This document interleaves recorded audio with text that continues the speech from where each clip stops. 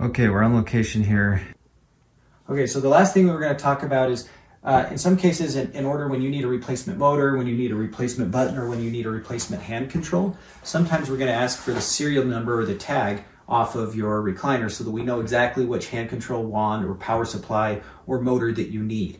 And I want to show you how you find that. So the easiest way to find it is if your chair is still working, in which case I know a lot of it's not, but if it is still working, you'll go right underneath this foot, the footrest here, and there's tags. You can hear it, and I'll show a screen of what this looks like here to show exactly what it's looked like. But if you come underneath here, there will be a tag, and if it's not on this one, try the other one.